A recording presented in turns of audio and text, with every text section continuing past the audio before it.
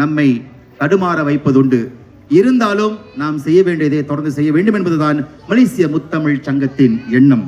அந்த வகையில் வாழ்நாள் சாதனை விருதுகளை இருவருக்கு வழங்க முன்வந்திருக்கின்றது. MS மணியம் அவர்கள்,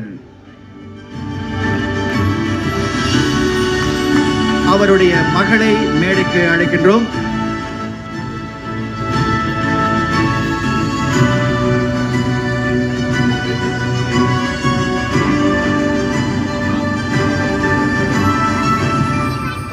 நடிகமணி MS மணியம் அவர்களை பற்றி ஓரளவு தெரிந்து கொள்வோம். ஐயா MS மணியம் செப்டம்பர் 2, 1939 நாள் மலேசிய தமிழர் கலைமன்றம் வழியாக மலேசிய மேடை நாடக கலை தொடர்ந்து உயிர்ப்புடன் இருக்க பங்காற்றியவர். 12 வயதில் ஆசிரியர் செபாஸ்டியன் ஊக்குவிப்பால் சகுந்தலை எனும் நாடகத்தில் துஷ்யந்தனாக நடித்தார்.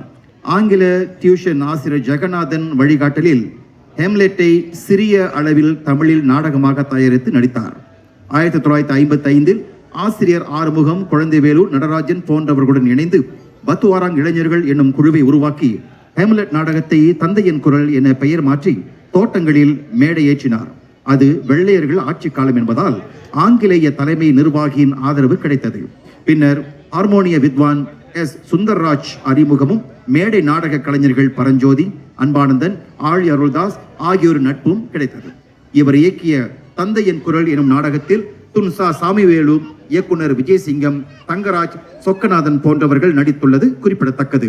மேலும் ரிச்சர்ட் ஜாப் மற்றும் திரு தோமஸ் மேத்யூஸ் இயக்கிய தொலைக்காட்சி நாடகங்களிலும் நடித்திருக்கின்றார். 2011 ஆண்டு மலேசிய தமிழர் கலைமன்றத்தின் தலைவரானார். MS மணியம் இடைவிடாது நாடகத்தில் ஆர்வம் கொண்டு 30 மேடை நாடகங்கள் வரை இயக்கியுள்ளார். 100 ஆண்டுகளுக்கு முன்னர் செம்மையோடு கோலோச்சிய மேடை நாடகத்திற்கு உயிரூட்டியவர் ஐயா MS மணியம் அவர்கள். செம்மே நெறியுள்ள சீர்மிகு சிந்தனையாளர், அருட்குணம் நிறைந்த படைப்பாளி.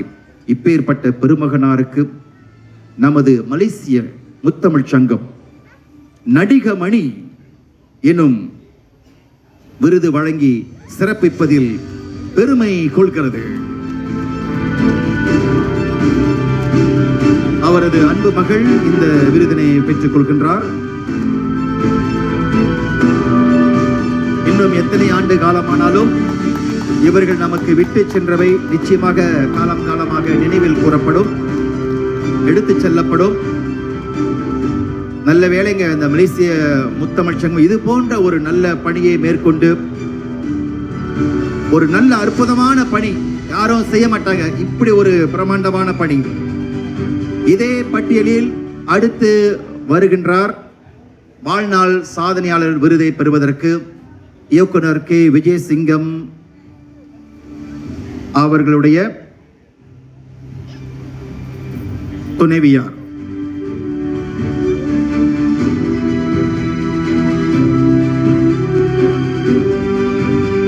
இயக்குனர் K. விஜயசிங்கம் அவர்களை அறியாதவர்கள் யாருமே இருக்க முடியாது. மலையக மண்ணில் கடந்த 50 ஆண்டுகளாக கலைத்துறைக்காக தம்மை அர்ப்பணித்துக் கொண்டு பல உள்ளூர் கலைஞர்களை அறிமுகம் செய்து வைத்த பெருமை இவரையே சாரும். K. குணசேகரன், V. தங்கமணி, திவாகர் சுப்பையா, வைரக்கண்ணு இவர்களை துணை இயக்குநர்களாகவும் பிரதான நடிகர்களாகவும் அறிமுகப்படுத்தியவரும் இவர்தான். இவர்களை போன்று நூற்றுக்கணக்கான புதுமுகங்களை அறிமுகப்படுத்தியவர். டெலிமூவி தொடர்கள், தீபாவளி, பொங்கல் சிறப்பு நிகழ்ச்சிகள் என இவரின் படைப்புகளின் எண்ணிக்கை 500க்கும் மேற்பட்டவையாகும். அது மட்டுமல்லாமல் 56 டெலிமூவிகளை இவர் இயக்கியுள்ளார். கலைத்துறைக்காக 13 உயரிய விருதுகளை பெற்றுள்ளார்.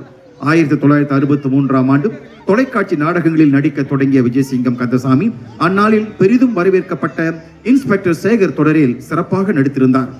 1970 ஆண்டுகள் வரை பல தொடர் நாடகங்களில் நடித்து மக்கள் மத்தியில் சிறந்த நடிகருக்கான அங்கீகாரத்தை பெற்றார். 1964 ஆண்டு துன்சா சாமிவேல் அவர்களால் உருவாக்கப்பட்ட கலைஞர்கள் நாடக மன்றத்தில் இணைந்து சேவையாற்றினார்.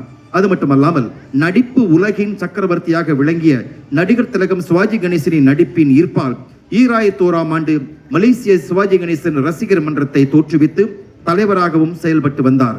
இறுதியாக அவர் எடுத்த காதல் அது ரகசியமானது திரைப்படம் கடந்த ஆண்டு செப்டம்பர் மாதம் வெளியானது. இதுவே அவரின் இறுதி படைப்பாக அமைந்தது. நம்பிக்கை குழுமம் ஏற்பாடு செய்த நம்பிக்கை நட்சத்திர விருது விழா 2023 வெற்றியாளருக்கு பரிசுகளை எடுத்து வழங்கி நம்பிக்கை குழுமத்திற்கு பெருமை சேர்த்தார்.